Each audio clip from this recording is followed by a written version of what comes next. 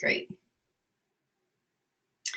All right. Well, thank you for showing up here again for the second session for chapters 2 and 3 of We the Living.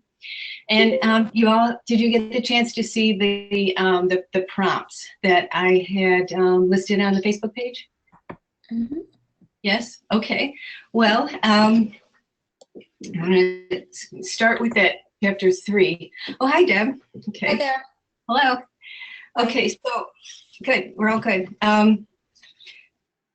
Chapter 3. What struck you, or what did you notice about that? The way that Ayn Rand uses the labor book as a literary device. How does she use that as a writer? What is she doing with that? I really like the way she did that because it provided a great counterpoint between the description of Kira. It's a really ingenious way of doing it, introducing her features, the way she looks, parts of her personality. You've got, on the one hand, the labor book and the commissar, or whatever it is, making the bare minimal description. She's not a person. Right. She's a citizen. Okay, so everything's reduced down to a single word, whereas the context is provided by Rand in a description of her, what her thoughts are, her history, and then something relating to the color of the hair or the eyes or the personality. And it shows the difference between, there's a full context here, but to this commissar, she's nothing. Standard issue. She herself doesn't perceive herself that way, but I mean, that's what I got out of it. Oh yes, I agree, and I think that's fundamental to the theme of the book. Exactly. Right. So anybody else? Do you have similar thoughts about that? The official, I think she calls him, which is an interesting sort of touche on Rand's part. That whereas he has that blue book and he's just writing these things, and she just calls him the official. So he's got no identity either. Right. Well, hi, Michael. Hi, Michael. I was wondering if anyone thought, I thought it was interesting, sometimes she referred to people as comrade and sometimes citizen, and I'm wondering why that was.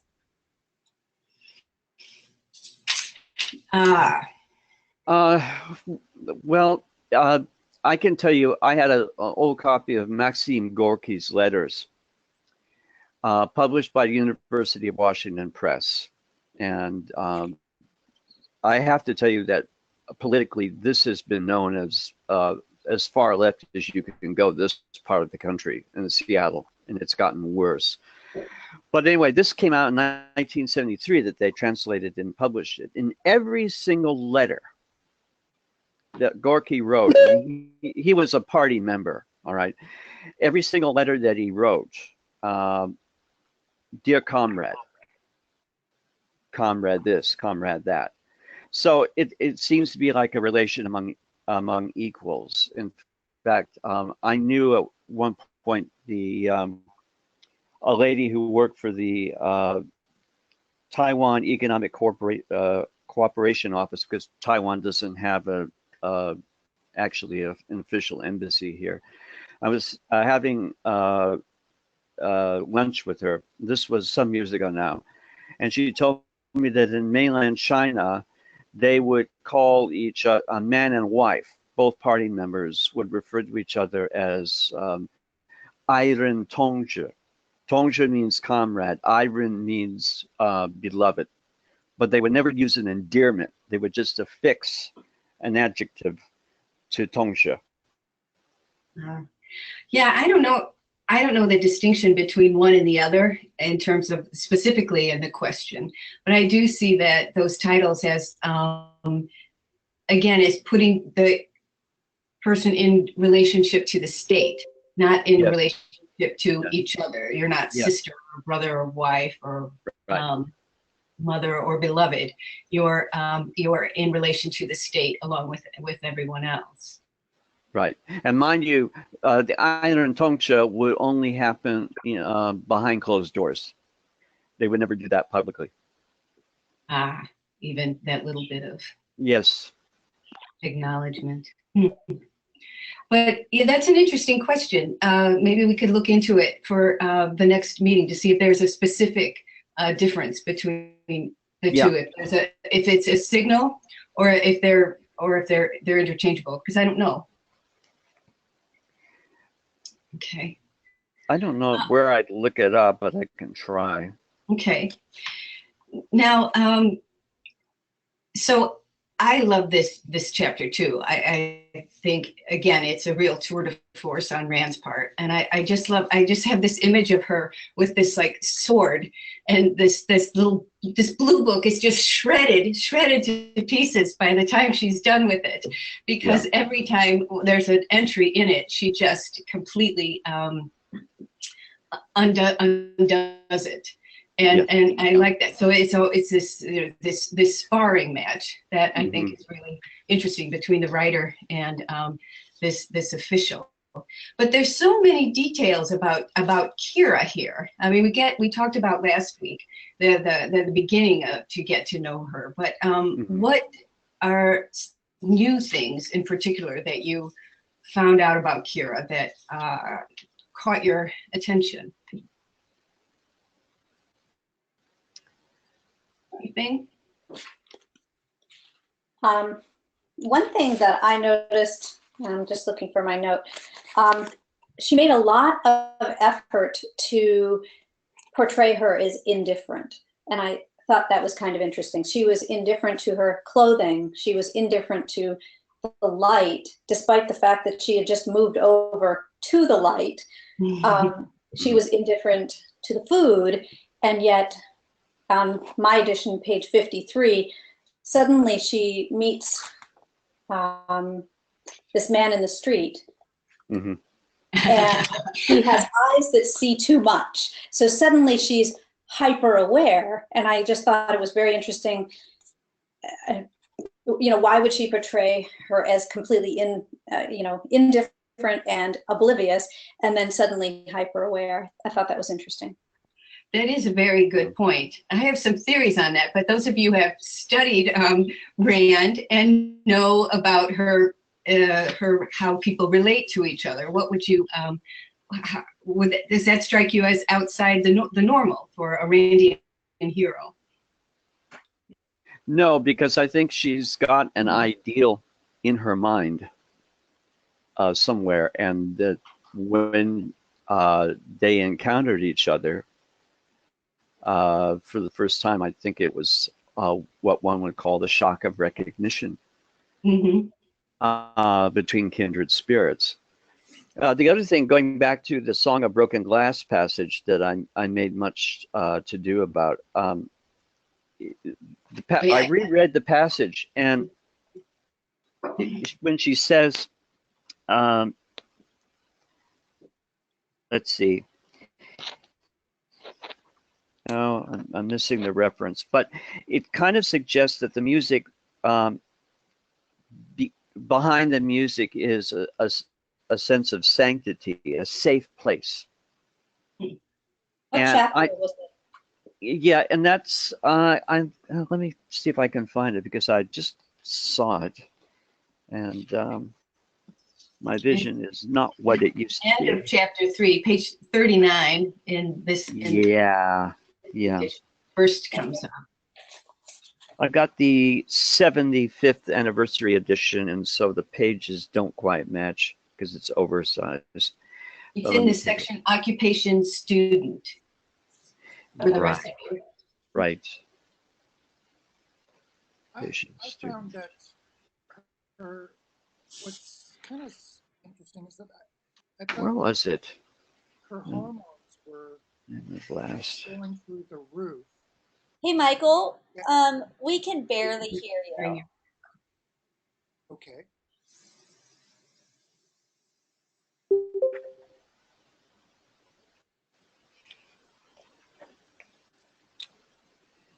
Want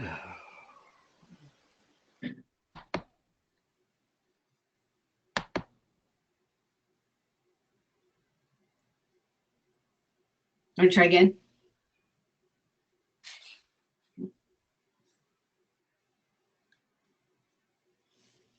Does that help? No. Barely.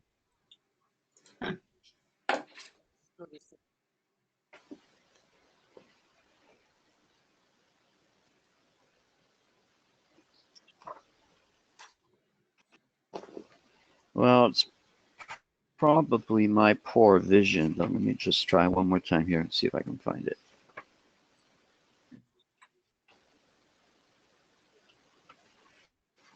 Oh, I just found it. Page 39 on my edition. Yeah, Right. this one. Middle of the page. 1, 2, third paragraph. Okay.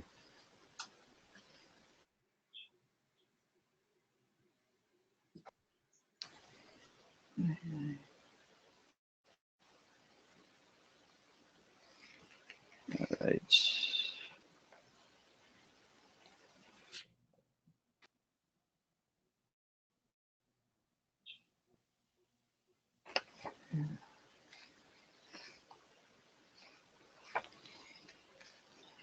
Charles, you have a comment that you want to make about the Song of Broken Glass? Well, yeah, it's just that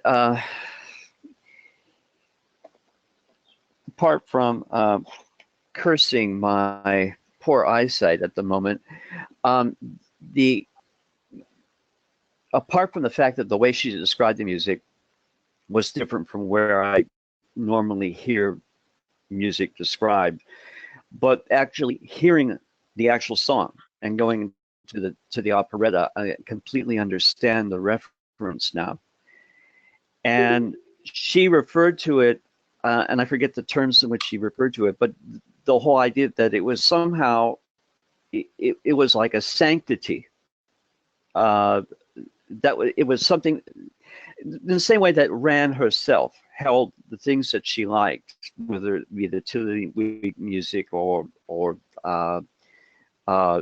books like by Victor Hugo or whatever, they were like temples for her to retreat into, and I think that's how Kira is portrayed. The music itself was some place beyond the cold reality of the Soviet Union, and it was a place that she could go through music and feel safe. Yeah, I agree. I mean, if you think about this song, and actually, I think there's some. It's possible it's not a real song, at least for Rand, that it was a song that she invented. Right. But, And and it's also possible that she could have heard some things and not had the sheet music or a phonograph album of it when she arrived in America, but she remembered it, because when I looked up Ron's link to the Song of Broken Glass, there actually is one. Yeah, there is, and right. I thought I'm sorry, I'm not able to do visual because my screen is full of all you lovely people. But Ron's here. Okay. And I appreciate the link, Ron, because it helped me a lot to understand that. And there's this whole actually YouTube channel with these operettas from Slavic countries, Soviet Union, former Soviet Union, and they're delightful. Yeah, I thought it was interesting that the comments that Marilyn posted about the review of the fact that operetta was fictional, and then being able to find a link out on Google search, right, on YouTube, and find the actual operetta was kind of like who was right and who was wrong. I suppose it would depend on when the operetta was written. Well, I suppose that's true. Hey, Ron, you're welcome. How would one ever find that out? Yeah. Because it could be Yeah, but that's an interesting question. I think in terms of the assembly of this book, if that is the song, or if somebody else, which is even entirely possible, someone read the book, loved the idea, and wrote a song called the song of Broken Glass. I am inclined to think that there actually was a song of Broken Glass, and that's why I asked, because at my first guess was that, well, she just made it up. I didn't give her enough credit.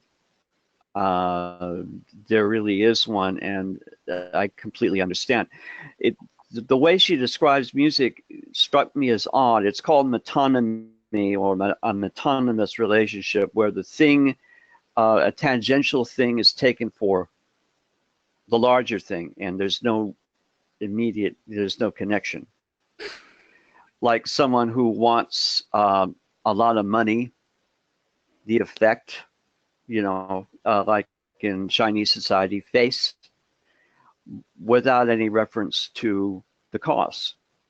Okay, and that's why I use that example about the cigarette and sex, and it would have been more accessible to me if I had heard, instead of blowing through shattered glass, something like a more like kinesthetic or a tactile description. Like, for example, the Dutch Concertgebouw Orchestra played Beethoven like the orchestra was trying to avoid walking through a Rotterdam sewer or something like that, where you could grasp more easily than some of the descriptions that she uses. But here's the interesting thing. When she talks about buildings, steel girders, railroad lines, industry, there's an enormous auditory sense on what those things sound like.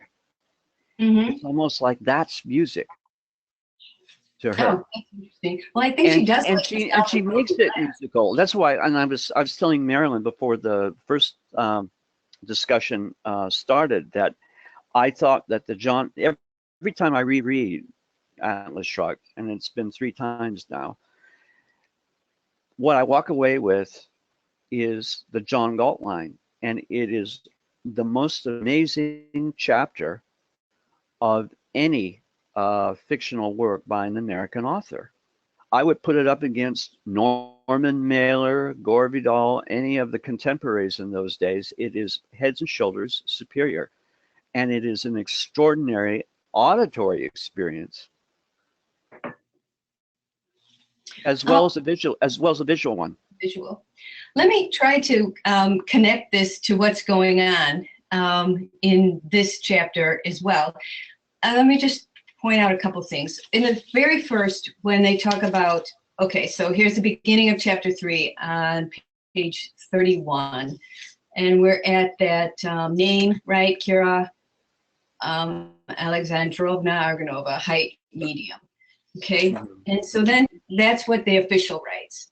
And now we have what Rand writes. Kira's body was slender, too slender, and when she moved with a sharp, swift, geometrical precision, people were conscious of the movement alone, not of the body. Okay, so here we have this image of something very, very, very sharp. Mm-hmm. And we have then,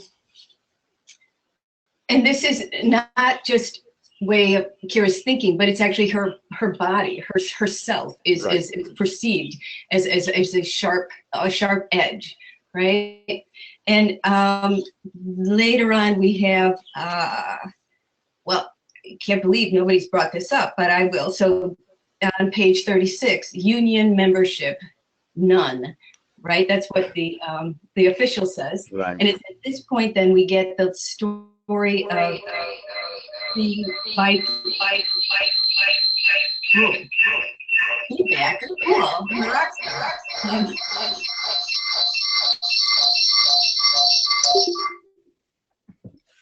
Does anybody know why that's happening? No, I hope it wasn't me. Okay.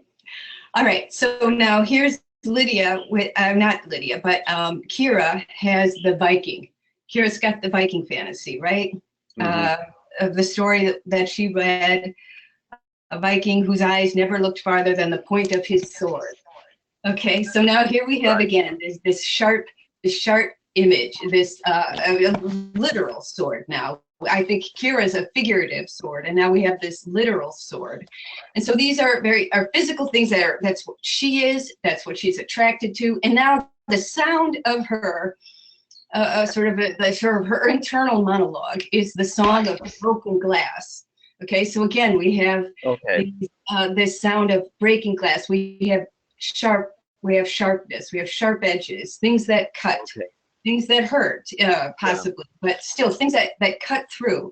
And again, as I said, when reading this chapter, I got that sense of somebody just slashing this blue book into shreds. That makes sense.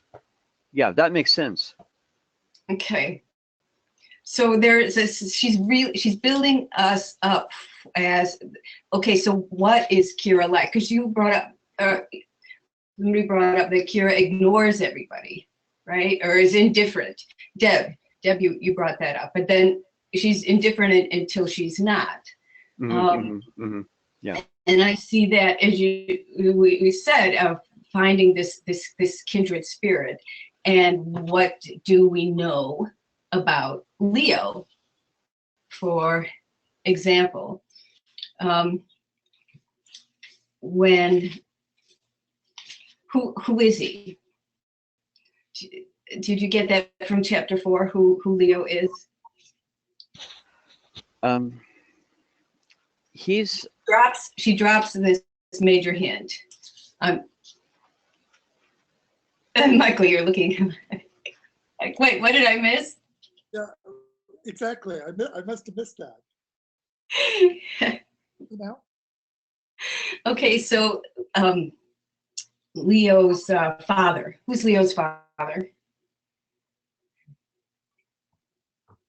Okay, that's. Oh, there you are, Ron. Hi. I must have missed it. Yeah, me Who's Leo's father? Okay, so on page 46, and again in this, where there's just this, they're talking, right? Remember, let's go. They're in the that apartment, and they're trying to find. Oh, first of all, I also thought that was just crushing, really heartbreaking. When they go in, they go to try to find their old things from their old house. Right, I thought it was too.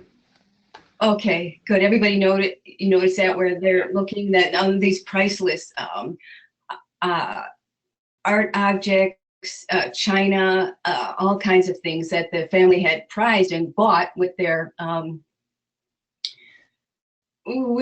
money in the old Russia. Now everything's just, again, reversal of fortune, and humiliating. It's humiliating, and it's also the integrity. All of these complete sets are broken up now and aren't used in the way they're supposed to be used, because nobody even knows what they're for. There's a stand for a Venetian glass mirror, and somebody's got to paint a gallon of paint on that, as if one thing were exactly like the other. So any sense of right now gone, right? Okay, so they're talking, and it's just a random thing that comes out. They've arrested dozens of people. Today they arrested old Admiral Kovalensky, the one who was blinded in the war, and they shot him without a trial. Oh, okay. All right. But yeah. So I'm reading it as if Okay. it were time. All right. Spoiler alert. Oh, sorry, Michael. Okay, well, because it is thrown in there, and then you think, okay, well, whatever. Okay, but it tells us, it's very important for understanding Leo. Okay, and for understanding this whole meeting, right? So just knowing what you know about Kira, what sort of person would she respond to? What sort of person would she not be indifferent to? We've had some foreshadowing already, right? Right. Someone who is, I don't know how to put this. Someone who walks as though he were wearing a cape himself. In other words, not an opportunistic slime ball like Victor. And the contrast between meeting Victor and re-meeting Leo is quite striking. But you know, she's in the red light district when that happens. Mm-hmm. Mm-hmm. I've been seeing that it's almost like both their hormones are working regardless of whether they want them to or not. Yes. So, like, Right. they have dedication towards something that is not dealing with sex. Yes. The hormones are just coming out like pimples almost. Breaking out of that. Well, there you go. Yeah, there's no getting around the old. That under the wraps in a way. Right. Right. Right. He's very. He comes across as being larger than life, almost Byronic. The kind of person that, the kind of character that Rand herself probably enjoyed in the Hugo novels and Mysterious Valley. Mm-hmm. Mm-hmm. Like Cyrus. Yes. And well, and it comes up a couple times in the book, but in terms of being at an age and ready to fall in love, Yes. on a personal level, right? Mm-hmm. Right. But on culturally, what problems do we have for this kind of? Well, she said that her parents would kick her out of the house if they knew she was talking with a strange man. Absolutely. There's one thing. So they've got these middle class mores that she's got to maintain, right? She also avoided going by anything that excited Kira too much, like by bridge or by anything, because they couldn't distract her away from it. So yes. And culturally, what else is going on is in terms of, so we've got, right, so still we've got this old Russian standard of how a young woman is brought into the life of a romantic life, right? Right. But then in terms of the Soviet, what is love? Well, Victor is very well connected, and he's very, very obsequious with the family. And it would be to their advantage. Such a nice boy, I know. Yes, if Victor, you know, and we all know of situations like that, right? Where Victor was very well connected, and they would stand a chance of survival, and with a union between her and a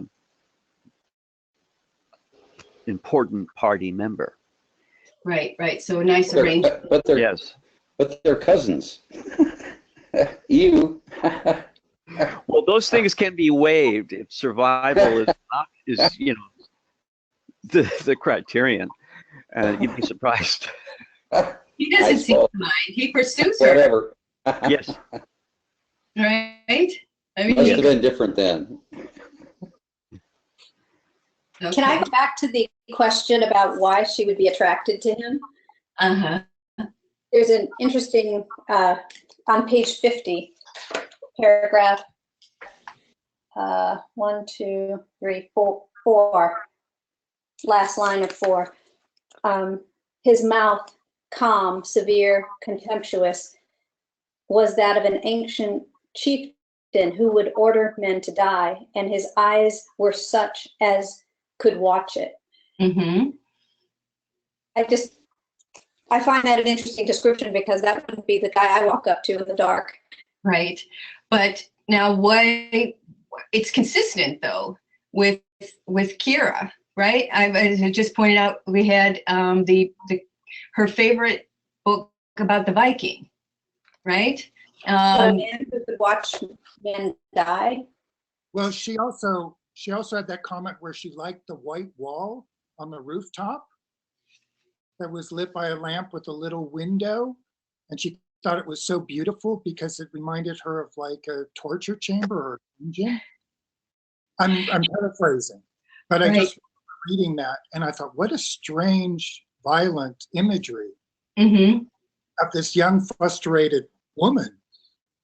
And it was definitely sadomasochistic, which is something that Rand liked to write. Yep. Yeah, all really. I mean, in a Is lot this of like- ways, But this then makes me think of, like love scenes in the Fountainhead also, like just the violence of the meeting. But I don't know, the idea of, it's interesting to me, the idea, like how so many ideas of traditional femininity are rejected, and we're building this thing that's very opposite to it. And then, you know, I guess you can't really have a character who rejects so many of those traditional tropes and then is going to see a guy and be like, oh, he's so cute.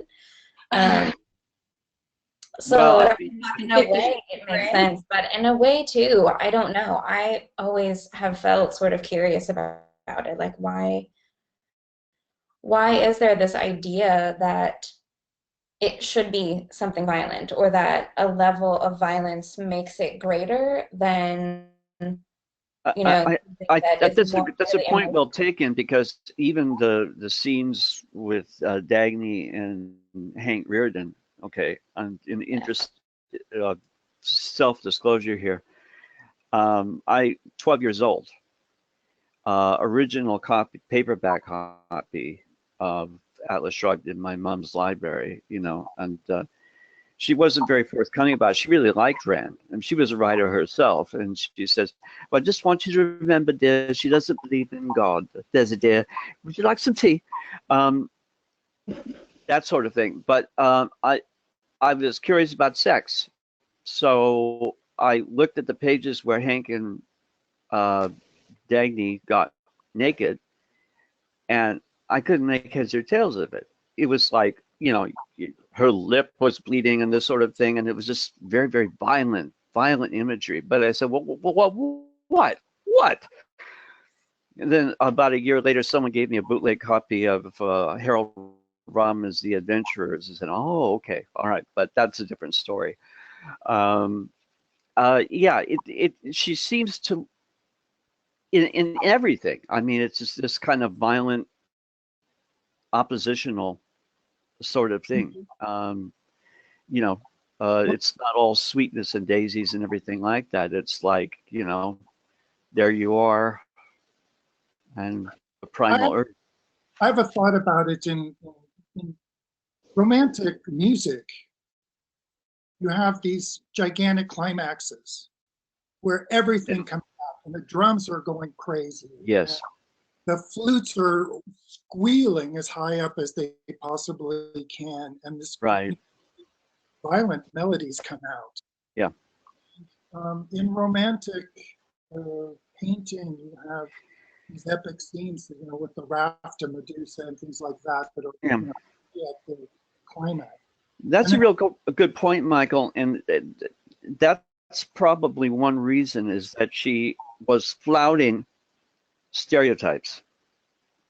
She may have gone too far doing that, but she was definitely interested in flouting stereotypes. Well, but she's also building this ideal, right? And there's a certain psychology there, right? So we've got these very self-contained, very independent individuals, right?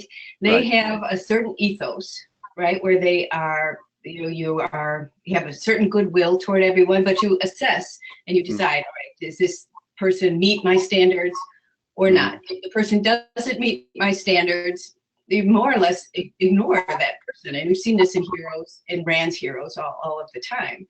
Right. But when there is some recognition that it is it's tectonic. I mean, really, it's just these giant crashes. And I think part of it is psychological, that it's so exciting that these people are so alone, not and possibly lonely, although not in a dreary sense, but in a heroic sense. And then that when they meet someone who is somewhat like them, that it is a major psychological event. They're at the top of the pyramid of ability.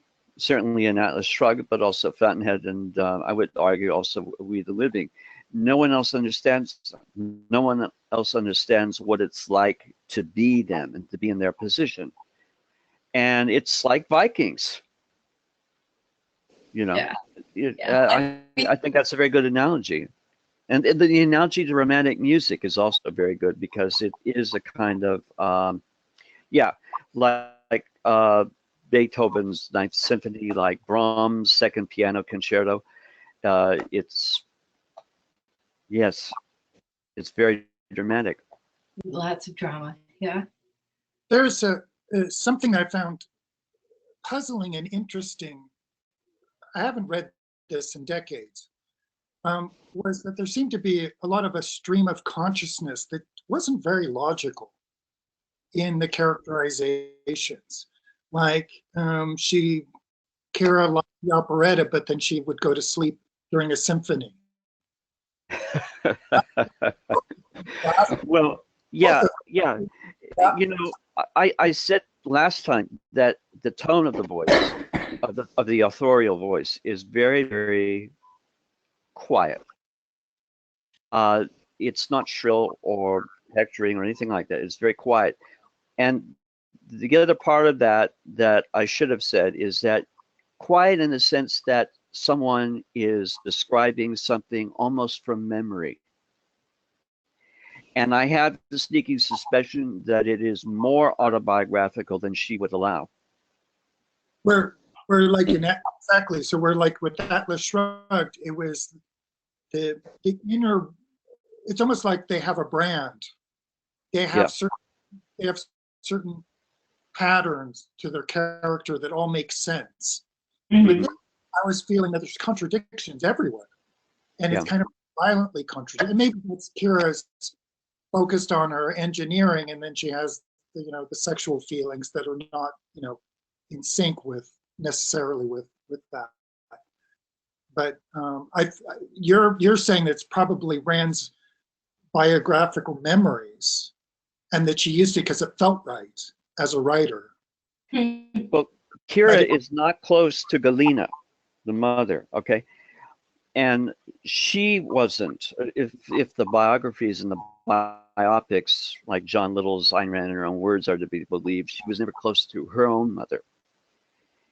And that's something that she didn't really seem to be forthcoming about. So there's probably more real life there than we would imagine. And the other thing you have to remember is that objectivism hadn't been worked out yet. Right. Although she may claim that it was a problem situation. She wanted to create the ideal man, and she did in the Fountainhead. Now, what would that mean socially? And that was Atlas Shrugged. But it didn't just blossom into the world. You had, I thought Anthem was the first book, and then I looked at the chronology and I was dead wrong. It was We the Living that was first, then Anthem, then The Fountainhead, which was her first major bestseller, actually. Right, so Kira too is also just forming, as we pointed out earlier. She's 18 years old. Yeah. Right, so she's still in a formative stage, and she's had to come into that time personally at a time of this revolution. So to a certain extent, I think that there's this individual trying to build herself up out of the wreckage of the culture that's around her. And yes, so she is taking these things. I found the Viking thing off-putting when I first read it. I thought, really, a Viking? I mean, they kill you before they said hello. Um, Well, perhaps in the sense of Norse mythology, you know, she probably read about Norse mythology and the Vikings and that sort of thing. But yeah, it is a bit right. full on. Yeah. Okay, let's go because we're running out of time, believe it or not. Couple things on so we get to chapter 4. So we've got all of this, again, these makeshift life they're trying to cobble together, apartments, possessions, trying to find their old possessions, all of these things happening. And now we've got Victor, who seems just totally in his element in this mess, just weaving through everything. And so they go out.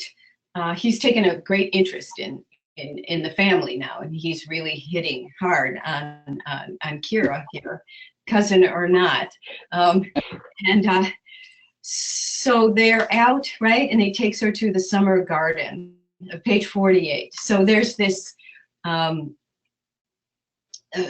love scene, as it were, where he tries to, I think he tries to kiss her, right? Yeah. Victor's arms slowly encircled Kira's shoulders. That's a very conventional situation, right? She moved away. Okay, so here on the one hand, we've got this young woman who's, dreaming of Vikings, but then again, it's not. She's discriminating. It's not like, oh, I'd like to get some experience. So sure, Victor. So she moves away, and then he bends closer to, and then he whispers to her. And I just love this because she says that he had known romances, yes, many romances. Women had been too kind to him, but he had always been unhappy and lonely, searching for his ideal, that he could understand her, and her sensitive soul was bound by conventions, right? So you see, he's giving her this typical pickup lines that he uses on everybody. They couldn't be further away from who Kira is or what she's actually thinking, right? So I found that, I know that Rand doesn't appreciate humor, but I found that hysterically funny in that element, okay? But it's at the same point that we have to have that, because now he tries to kiss her, and then we've got this violent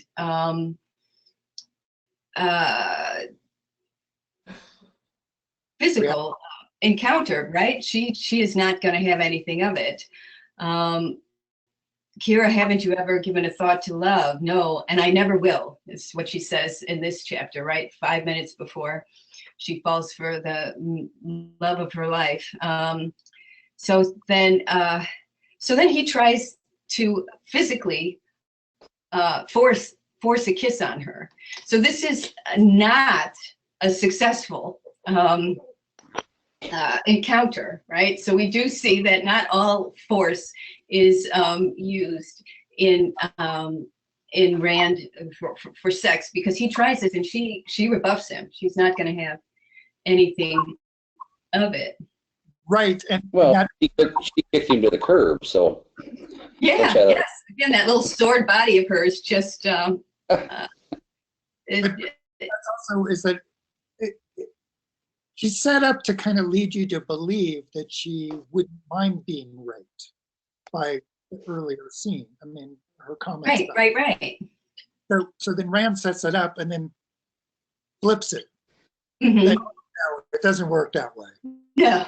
Well, I think the reason it doesn't work that way is because there's like this element of conventional love to it. Like it's the guy trying all the conventional modes, and she's like, no. But in the following scenario, like there's a little bit more excitement about that, right? Like there's some sort of daring aspects to it where I think she herself feels like she's being very brazen, and so she's much more in control, I think, or maybe a little bit more out of control, and that's why it's more exciting to her than this guy who is boring. Like this is boring violence. She's insulted. She's clearly insulted by this, right? That's all you got. Violence. Lindsay, I need to quote you on that. Boring violence. Boring violence. all you got?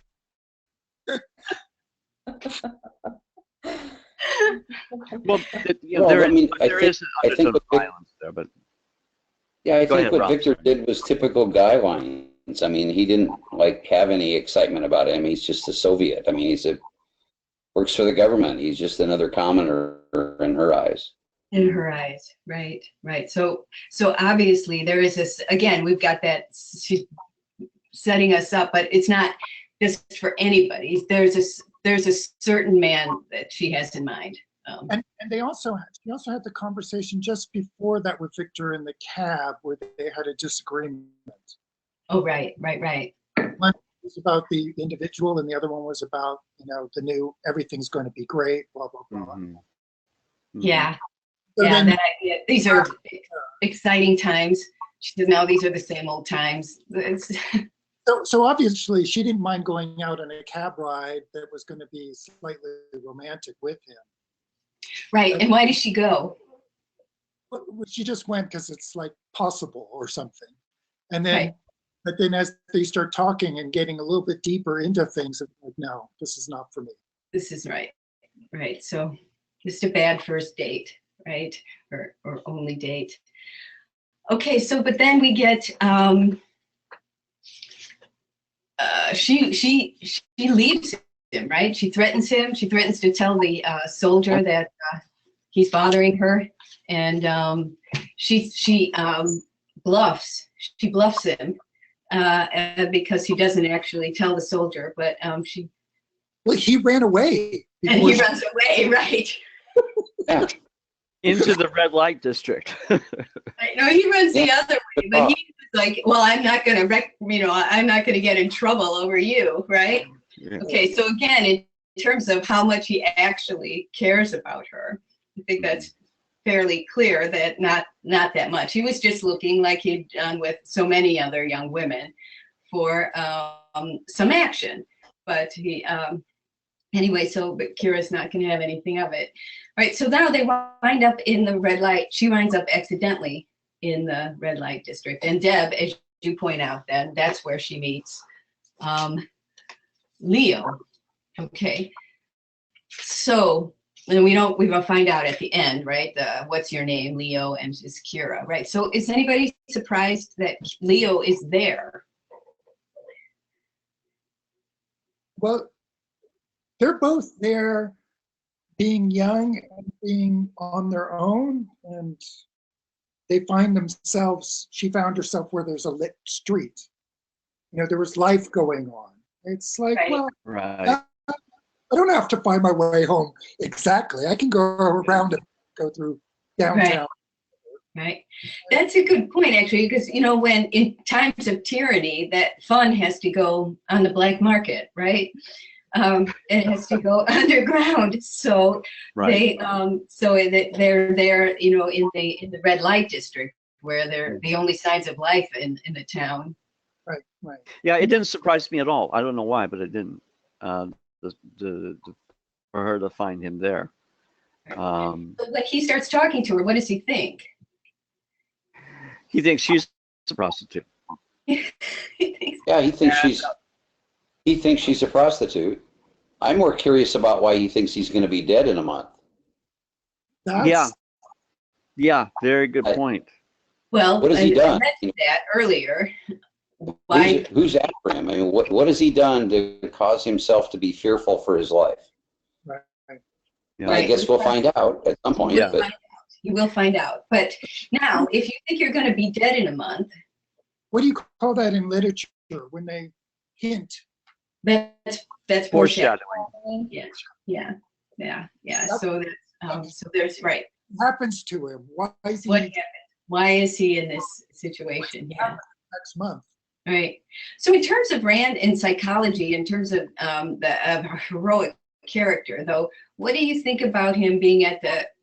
I had to think a lot about this a lot because I had to say, well, how do I reconcile him being in the red light district, looking to hire a prostitute, and being or at least being set up to be a romantic hero? She Well, was, maybe because he thinks he's going to be dead in a month, and it might be his last chance to get some action. I mean, I think don't. so too. Yes, yes. Or The- perhaps the- the only chance, right? the- Young. Might be his only chance. I mean, he's a guy. And I'm going to do this, right? the thing about Kira in this is that she expressed the willingness to take it about as far as he was going to take it. There's a kind of innocence about the way she does it, though, about the way her responses is that Just just whenever what he does, she sits there and right. he flips her skirt up over her knees, and Yeah. right. So if we just had this scene with Victor, right, where he tried to put his arm Yeah. around her and she moved away, but here's a perfect stranger, and he takes her skirt, lifts it up over her knees to look at her legs, and she sits there. But the point is, he's not a stranger. Okay. And there's recognition there, and so she would be willing to let him do that before he shuts it down. All right. So they both share, I think, Yeah. that sense of, Yeah. okay, well, I'm going to get whatever I can out of life. Yeah. Charles, at what level do you think he's not a stranger? Well, I use the term shock of recognition. It's kind of a psychological thing where you just look at another person. It does happen where you see, or maybe with hindsight you see that there's a commonality of values, of sense of life, of Okay. and there's no getting around the old primal urge as well. Yeah. Basic attraction. Yes. Yeah. Yeah, I mean, I think that's a lot of it in the scene. I think she allows him to do some of these things because it's exciting to her. I mean, she's just been out with a guy that she also knows and would recognize from a different kind of sense, but also has recognized the kind of person that he is and is saying, no thanks. And this guy, whether or not she recognizes a kindred spirit in him, I think there is an element of excitement and danger that she likes and is, willing to pursue. Right. Even though it's not really certain what could happen or not. But I think for her, some of the hard edges of how dangerous that situation could be for a young woman or any woman who's just around thinking oh, I might lead this person to believe that I'm a prostitute, because if you ask me how much it costs, I'm going to say not much. Which is probably not something I would say if I just ran down the street. So, I mean, that's, for her, that seems really exciting and interesting, and that's, I think her prime motivation in that moment. I don't know if it's this is the person that I'm going to love greatly, as much as it's just, this is kind of an exciting and dangerous situation, and I'm just going to roll with it. Yeah. I think this is another one of those don't try this at home, or I don't know. I have a daughter. It's heroic. It works really well in the story, right? It sets up these characters, but you have a sense I wonder if this is going to end well. Well, I think that she's very good. Anne's very good in the little physiological descriptions of the connections. So there's the shape of his mouth and his face. Kara was attracted to, and he's looking at this intense eyes, and they're both attracted to each other instantly. But earlier on, men weren't as attracted to Kara when they actually looked at her eyes. So she describes people checking her out, and then, or a sailor just checked her out, and then he saw her and walked away. It might be because she, the way that she looked at them, looking through them. Right. As opposed to, yeah. Right. So I think that those were little tangible things that I am not in danger. Very good. Oh, that's a very good point. That's the body language that I relate to, and I trust my instincts. Yeah, Mhm. and I fully agree that that's what she's writing. I absolutely think, Stop with that. yeah, but this isn't gratuitous. There's nothing gratuitous about this meeting, okay? And while it's thrilling, it's not thrill-seeking. This happens on a deep psychological level for the two of them. Right, and the scene actually ended more or less in accord with the principles of romantic literature. She could have taken it into the realm of pornography, which Henry Miller would have done. But it actually, it's more satisfying the way she did it, and it leaves you wanting more. Yeah, and so what's going to happen? Go ahead, Michael. Oh, I was going to say, is as those, their physical attributes of connecting and seeing each other, Mm-hmm. like she talked about her firm legs and stuff like that, and he's touching him, and then he puts her skirt down. They recognize, oh my God, this is a real person. This Yeah. is not what my fantasy or anything. I'm dealing with an authentic person. And then he got to share that with her, where that was his first time seeking out a prostitute, but he hadn't actually approached one. Yeah. He approached the right person for him. Mm-hmm. Yes. Mm-hmm. Yeah, that's a good point. Yeah, He's in an awkward situation. Mm-hmm. Right, and but no, she doesn't slap him or anything because she really thinks, all right, this is just there's more here. There's a lot going on here, and he doesn't know, or I think he does know. So she doesn't. She has a lot of confidence in him from the very beginning, and he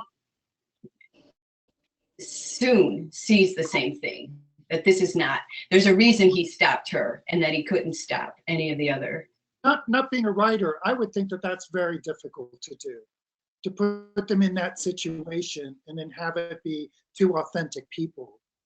I think so too, and I think it's very well done. It's a very exciting scene, right? When you read it, I just really got caught up in it.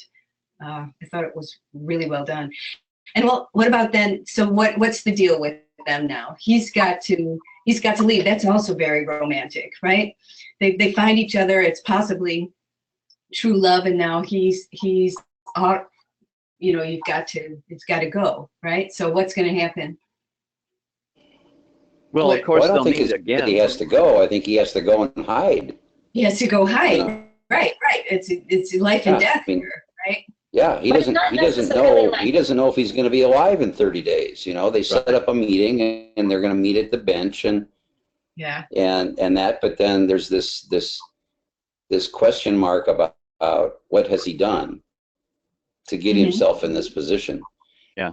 And what's He's you also know who not is he? like committing to who's- full-on lifelong romance either, because he says, "I'll come if I'm still alive, or if I don't forget."